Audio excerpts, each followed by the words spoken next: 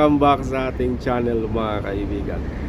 Napakagandang laban, Buenavides versus Morel mga kapatid. Napakaraming solid punches ang natamo ni Morel from Benavides mga kaibigan.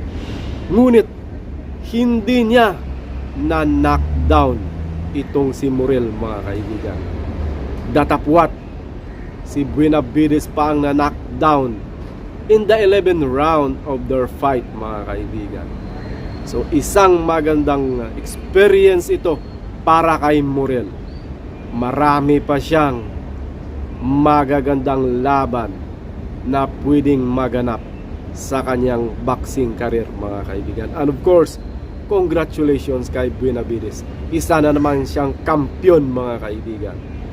Well, abangan natin kung sino at kung ano ang magiging sunod na fight ni Benavides mga kaibigan. At for Morel, better luck next time. Sana magkaroon na siya ng changes at adjustments sa kanyang fight sa next niyang laban mga kaibigan. Well, we are entertained by that boxing sa dalawang boxers mga kaibigan. Panoorin natin ang highlights ng kanilang laban.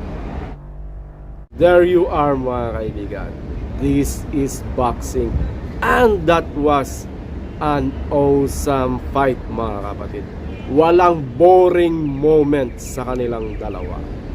Thank you so much for watching, and please do like, subscribe, and like our videos. Thank you so much. Bye bye.